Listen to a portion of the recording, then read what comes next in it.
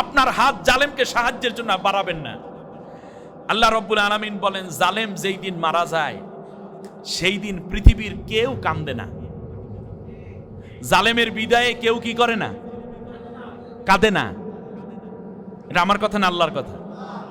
সূরার নাম দুখান। সূরার নাম কি? সূরা 44 নম্বর সূরা, 29 নম্বর আয়াত, 25 নম্বর পারা।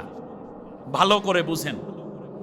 আল্লাহ তাআলা বলেন, ফামা বাকাত আলাইহিমুস সামাউ ওয়াল আরদু ওয়া মা কানু মুনজারিন।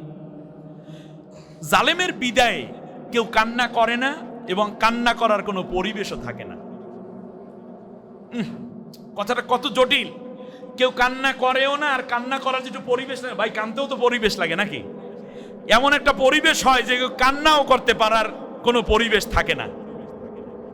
আপনি চিন্তা করেন তো দেখি আপনাদের এই অবস্থাটার মধ্যে গেছে কিনা, একটু চিন্তা করেন, তাহলে আপনি ভালোভাবে আয়াত বুঝতে পারবেন।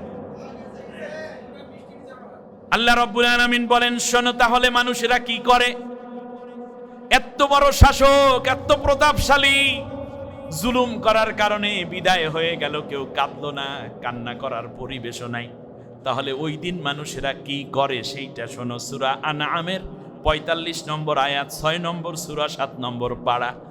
আল্লাহ রাব্বুল আলামিন বলেন, ফাকুতিয়া দাবিরাল কওমিল্লাযীনা যালামু ওয়ালহামদুলিল্লাহি রাব্বিল আলামিন। এই জালেম যেই দিন তার শরীর তক্ত তছনছ হয়ে যায়, সেই দিন মানুষেরা কান্না করে না, আর কান্না করার কেউ থাকে না। ওর ছেলে মেয়েও কান্না করে না, ভাই বেরাদারও কান্না করে না, মা বাবাও কান্না করে না, একেবারে ডান পাশের লোকটাও কান্না করে না।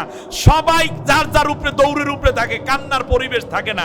বরং ওই দিন সবাই মিলে যা করে সেইটা শোনো। ফাকুতিয়া দাবিরাল কওমিল্লাযীনা যালামু। জালেম যেই দিন পৃথিবী থেকে বিদায় হয়ে যায়, ক্ষমতা ছাড়ে, সেই দিন মানুষেরা বলে আলহামদুলিল্লাহি রাব্বিল আলামিন। খুশি হইয়া মানুষেরা কয় আলহামদুলিল্লাহি রাব্বিল। আপনারাও কি বলবেন? এটা আমার কথা না আল্লাহর কথা? আল্লাহ তাআলার কথা। কারণ প্রকৃতি সম্বন্ধে আল্লাহর চেয়ে ভালো কেউ জানে না। অতএব যেহেতু কেউ কান্না করে নাই, সবাই খুশি হয়েছে, আপনিও খুশি দেন। ভাই আপনার মুখটা বেজার, আমি বুঝলাম না কিছু। আপনি কি জালেমের পক্ষে নাকি? দেখবেন মসজিদ থেকে বের হইলি দেখবেন আপনি জালেমের পক্ষে কারা কারা, তাদের চেহারায় দেখবেন হাসি নেই। এখন সবাই একটা হাসি দেন, বলেন আলহামদুলিল্লাহ। আল্লাহ তাআলা কবুল করুন। তবে এরপরেও বলবো, আপনি জালেমের পক্ষে থাইকেন না।